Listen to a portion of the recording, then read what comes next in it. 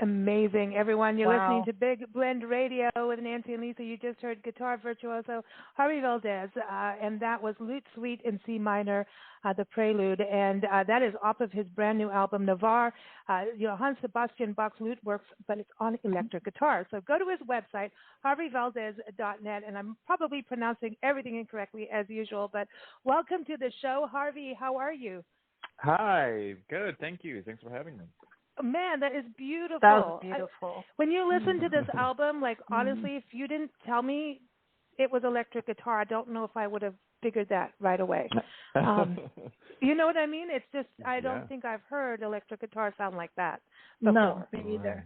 And to take Baroque music, and that's amazing. Like, where did that idea come? And by the way, did I pronounce your last name and the album title correctly? So far, so good. Okay, good, because I give everybody different names and everything. You know, I spoke too many different languages as a kid. Let's put it that way. And you think it would have helped, but it didn't. Well, English is sounding pretty good so far. Okay, good. But Harvey, where did this idea come up with? You know, doing this as an electric guitar piece. Yeah, good question. I mean, I think the impetus started probably quite some time ago. I mean, I've been playing guitar now for over 20 years. I'm a person that studied, jazz. I went to school to learn jazz. But I also come from a rock background. But early on in my music studies, a teacher exposed me to Bach. So the music was kind of always around, and I've always thought, it'd be really cool to do this one day on an electric button guitar. But it's very kind of involved music, so I never felt like I had the time to really get into it, And then in the last few years, probably like 4 years ago, I started really kind of making it part of my practice routine to play some of the lute works. And funny enough, we go into the pandemic, and I have a lot of time, so it seemed like my perfect pandemic project to just go in and record the works on electric guitar. That is amazing, though, to put that all together, and then of course you didn't have to have anybody perform with you either and record with you on this, right? So no. Was this like a solo thing that you just like set up shop and went for it? And well, yes and no. I mean, I've released some other solo albums. Solo guitar work is kind of something that I've been deeply invested in, kind of developing my own solo guitar language based on improvisation and also some classical music sources. And a lot of what I do is heavy on counterpoint, which is, two melodies happening simultaneously. And Bach's music is kind of like the, I don't know, you'd say the encyclopedia of counterpoint, maybe, or the Bible of counterpoint.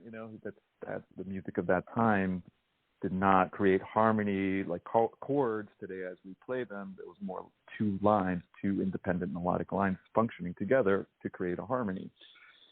So that kind of all brought me, it's all like, I'm finding this connection to the thing that I'm attracted to, that I already find myself doing, and kind of going to the source, It's interesting because the sound has like, you were talking about jazz, almost has like a jazz guitar sound in a way. Like right. there's I couldn't like quite explain it, but there's like a jazz guitar sound that, when we lived in South Africa, there was a very incredible guitarist, Peter Ross. His son is Brendan Ross, who is a sax player and keyboard player. I don't know if you know Johnny Clegg and Savuka. He was toured with him. Okay. And his dad did this jazz, but, and then this incredible band. And I just grew up, with him performing, and kind of how I knew jazz. But he had that tone. And as soon as I heard this, I was like, oh my God, it was just like a sense memory maybe, but like that tone from the guitar was almost like, I know Chet Atkins was a big deal for him too on finger picking, but so it was kind of like, I'm not saying this sounds like Chet Atkins, but do you know what I mean? I don't think so. But there's that sound, the tone of his guitar and how he played the notes. More mellow. There's that mellow, but we're still going to not overlinger the notes, right? Because you have that rhythm that's going on, and that's what's fascinating to me about you're managing to make the notes short but round and mellow and keep rhythm. Yeah. Thank you. Yes. I did I spent a lot of time thinking about how to get to that final result. The electric guitar is it's a pretty unwieldy instrument in its own way.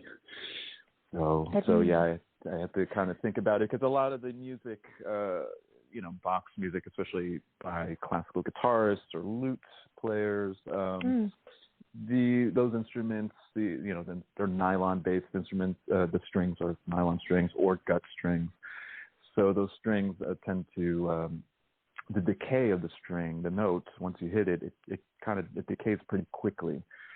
So it's easier to manage to play this contrapuntal music on those instruments. Whereas on the electric guitar, I have to figure out a way to take away a lot of the sustain from the strings, because on electric guitar there's tons of sustain, and that can kind of muddy up the music a bit.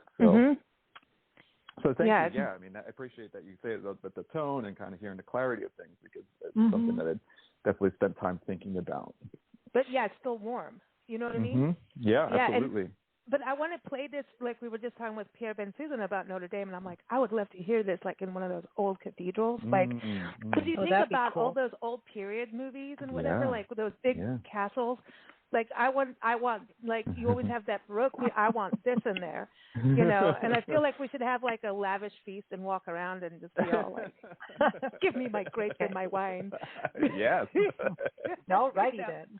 I don't know, but it's cool. But you know, the other thing too is like I remember like heavy metal bands like like a lot of the guitarists were using scales like and using this kind of classical music to really hone their chops, and you can hear it in a lot of heavy metal music. Oh, absolutely. There's a huge thing of heavy metal. I mean, goes back into the 70s. I mean, but definitely well into the 80s.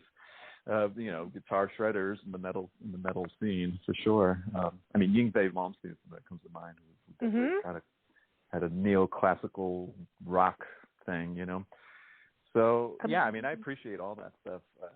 But I'm glad you said his name because there's no way it was going to happen. It went to my mind too, but it's like no, that's not coming out of my mouth. It's going to come out weird. But he's like the guy. He's like the when you think about guitar, like classical guitar shredding, he's the guy. Absolutely. So, which I absolutely appreciate, and then but there's something for me. It's like I come from a little bit about that background, but also, like I said, a lot of improvised music as well. And I haven't found something equivalent that would honor the music in this sort of same approach that a classical guitar player would approach it. Approaches the music. So it's kind of this tendency, in the guitar community, electric guitar community, that might kind of lean towards a more distorted shredding type of approach to this music, What guitar did you use on this? What were you using? I use an electric guitar made by this builder named Ulrich Teufel. It's a pretty out there looking guitar. He's kind of known to think very outside of the box when it comes to guitar design. It's a Teufel Tesla. It's an electric guitar through and through. You look at it, you see a picture of it, you're like, wait, what is that thing? So that's the photo we have of you, like right. So it doesn't have, where you're doing your strings at the top, the little pegs and everything. Like, how are you tuning that? So the tuning machines are at the bottom of the guitar. So it's a headless instrument, which they've been around for a number of years now. But his design, his body shape design, is his unique take on it. It's a headless instrument, so it's very light. It's very ergonomic too, the way I can hold it and play it. I can play it similarly to how a classical guitar player can play their instrument, which is kind of right up, the neck being kind of at a higher angle, Wow. So it does look cool. I was like, what is that? That is pretty darn cool. I got a lot of looks when I play. I'm like, wait, what are you playing there? I'm like, no, it's a guitar. Yeah, because you play the oud too. You play other instruments too, other string instruments that you can pronounce better than me. No, well, that's right. You said the oud. Exactly. I said oud. Yes, I know about that. But these are all like ancient, cultural. And I think there's something to that with when you go up into, up through the continent, the African continent, the motherland, and you go up in the Middle East. Obviously, like I think Middle Eastern music really just inspired so much. I mean, it's like. We wouldn't have bagpipes without the Middle East, and the oboe, and so. I mean, lots of things. I mean, we wouldn't even have the Baroque lute. It's the oud is a predecessor to. I mean, we wouldn't even have a guitar. The oud is like the grandfather or grandmother, probably more grandmother to all these instruments, these strings instruments like the guitar, the Baroque lute, and everything else. Of that family. It's a really fascinating thing. I don't want to go on a super big tangent about it, but lately I've been thinking a lot about that sort of ideas of like in Baroque music, there's a lot of ornamentation with the notes, how to play phrases and ornamenting notes. Because there's not a lot of sustain from the instrument. So how do you make this instrument kind of come alive? And so you add a lot of ornamentation to notes.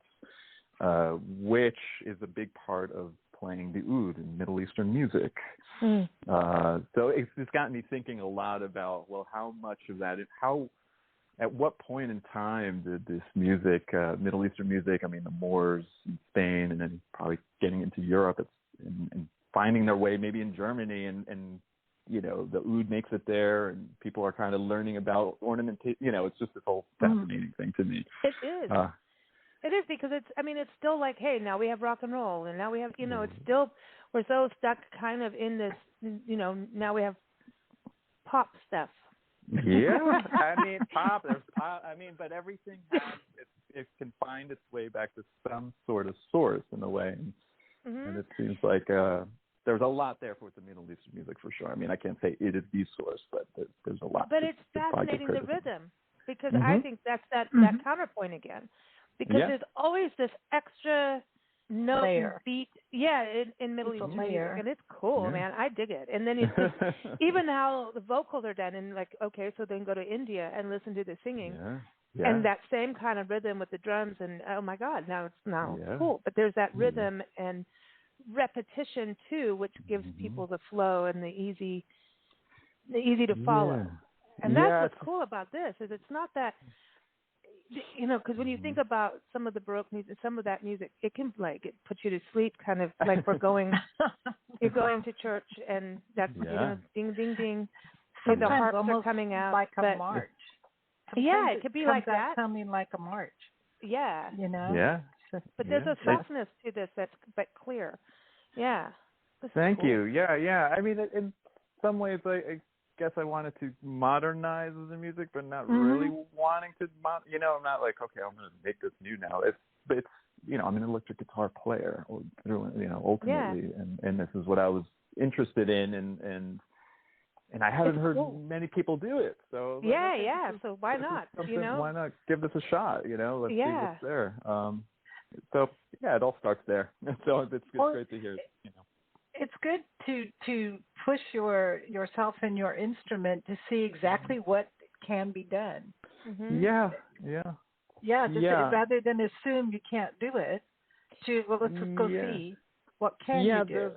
Yeah, absolutely. I think the electric guitar in some ways is still considered you know, the bastard instrument, right? It's like the instrument that you can throw on stage, throw it at a drum set, and, you know, play loud rock and roll music, right?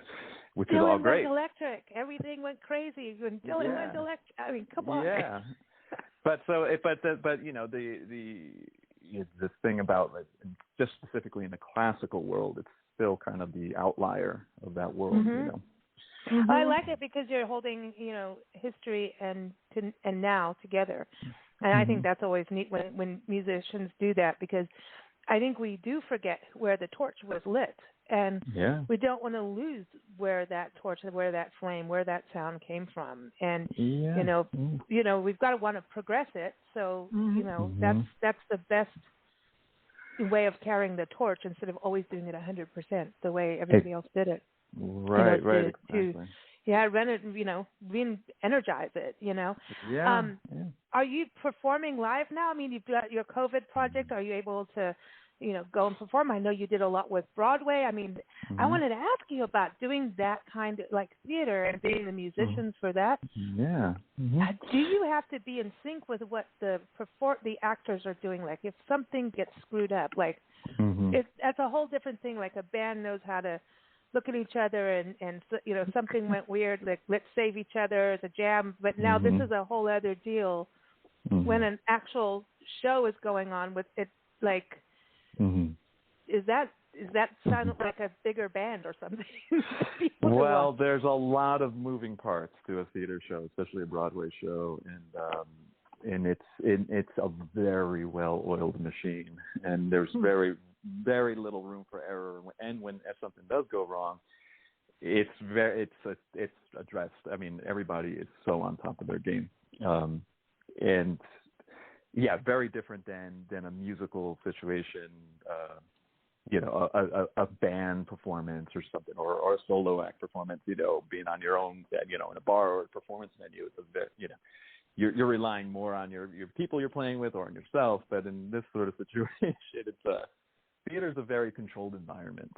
So Wow, you don't feel that. Like, I know it has to be, but as a, the as audience. an audience member, yeah. You don't feel that. No, it's a really interesting thing because it's so true.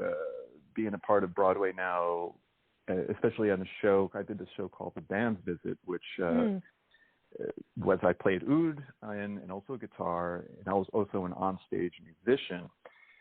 So I got to be part of this whole rehearsal process of a show, of bringing the show from the ground up. Normally, as a musician, you're called in to just play, say, in the pit, in the pit orchestra, and you're not involved in the way that, bringing the show up with the cast and everything else. You're just there to play the music, learn the music, play the music, and do that job. But this other kind of angle that I got to see on it, that being an onstage musician, just being on stage, working with actors, seeing how the lights are cued, seeing how all this movement is very choreographed, how you walk, how, playing a piece of music needs to be exactly at this length on stage. If you're going to improvise a little piece of music, it's a very controlled environment. It's a very interesting environment. And in the rehearsal process, to rehearse something over and over and kind of have something inside your body, so that, essentially if there's something does go wrong, you can be quick to respond to anything that might happen on stage that normally doesn't happen. That's really a good thing though, because a lot of people think, oh, that takes creativity away, but it's not, because it's like you still have to have your plan. You still have to, like in business, it's the same thing, and it's like you've got to learn your chord progressions, otherwise, and then you can go crazy. Right? It's all that. I mean, at the end of the day, it is music entertainment. So I mean, of course, it's art, but it's also an entertainment business, and people are paying money or not, but there's an audience, so there's you gotta do it. You gotta kind of deliver. It seems like it's like because it's still live, so it's a little bit heavier than being a session musician, and then there's music. Like, do you perform for like touring acts that come into town, and then it's like, you're going to be my guitarist for today on this show or something like that? Gotta be freaky, those things happen. Yeah, those things happen too. Where you get a call and they're like, "Hey, I got this gig," and show up, and then it's like you have maybe one rehearsal, and then you do the show. Wow. Or the other side of things is also like in Broadway, I do also, if I'm not on a show, if I'm not hired to have my chair on the show, meaning that I'm the full-time musician on the show, I'm also a substitute musician. So like right now I'm a substitute musician for the Book of Mormon. And and so that's something that I have to learn the book and learn how to play the music. The guitar part's exactly how the player who has the chair plays it, and so I have to study how he does it, and basically be prepared at a drop of a hat whenever he needs me to come in, if he can't do the show. So cool. like, everything's fine today, and maybe tomorrow I'm like, I can get a call at like 3 PM and be like, "Hey man, can you come in tonight? I got the show's at 7 o'clock. Can you make it?" And then I'm like, "Okay, yeah, if I can do it, I'll do it." Quick, take a shower. Yeah. It's get out of the COVID pajamas. That's scary. Like, holy cow. Scary. It's happening. So you really have to practice. Like, you've got to be playing all the time.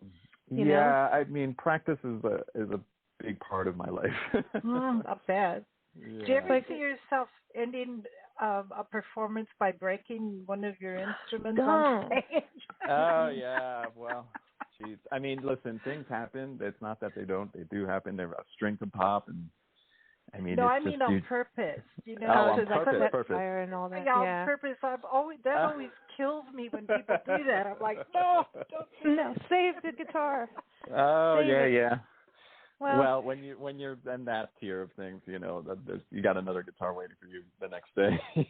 Yeah, I still I can't, like, it's hard. But that's the ultimate sacrifice. That's all. It's Jimmy, he set it on fire, and that was his thing. It's like the ultimate, it's like that's like killing your mother on stage, because it's like a lot of things. It's a lot of things. It's a lot, exactly. But okay. So do you name your guitars? Now we have to get into that. to Jimi Hendrix killing his guitar player on stage. Do you ever name them? I don't. My instruments, actually, you know. Yeah. Cool. And I have a lot of them too, and I probably would forget all their names. I've got a big family.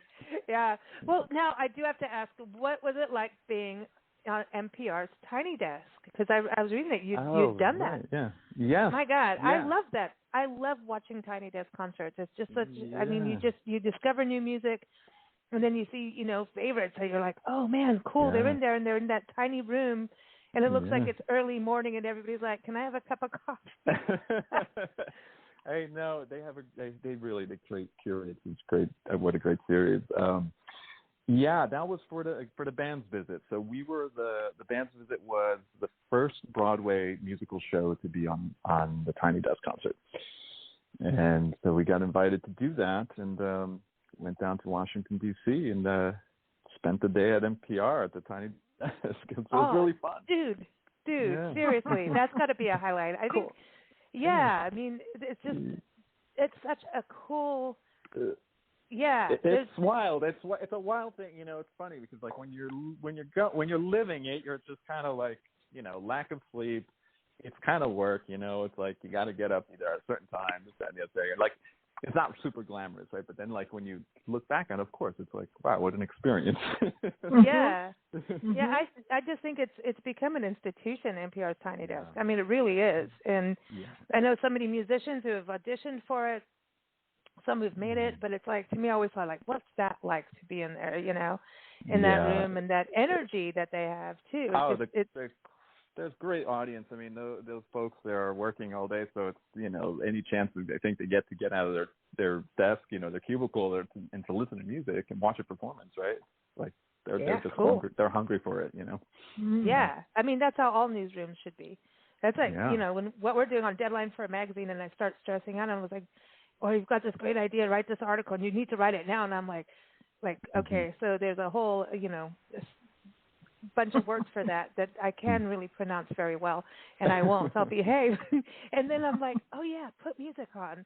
And I think like your music, they say that Baroque music is the best music to work to and study to. Like that is a whole thing for. It's just I don't know what it is about the tone. So I'll be listening. You're going to help me write articles now. You pass along my music as with all those articles.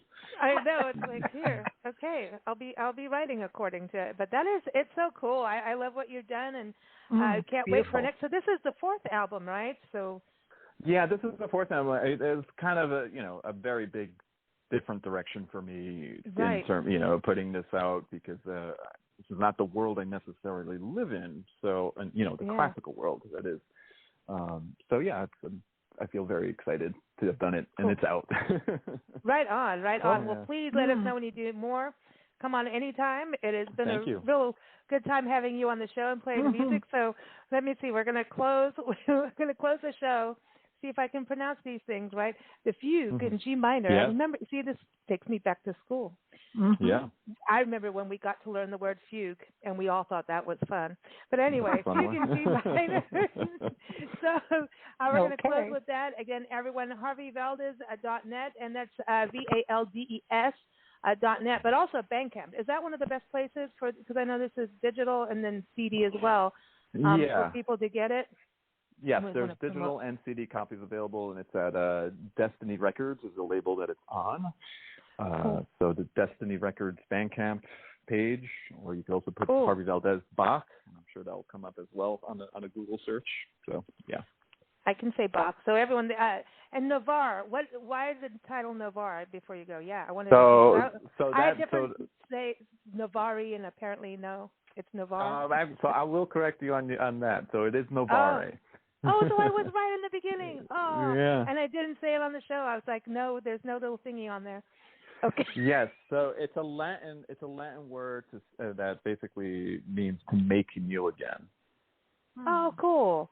So everyone, Novare, JS for Johann Sebastian Bach Lute Works on electric guitar, so go get it. It's out now. We want to thank you for joining us. It's been a great pleasure having you on the show, Harvey. Thank you, Pierre and Susan, for being back on the show, and thank you, audience, as always, for tuning in. We are daily. BigBlendRadio.com is the website, and here it is. We're going to play Fugue. Thank you. Fugue in G minor. There it is, in G minor. Thanks so much. You take care. Thank you so much for having me. Thank you. Bye-bye. Bye-bye. Bye-bye.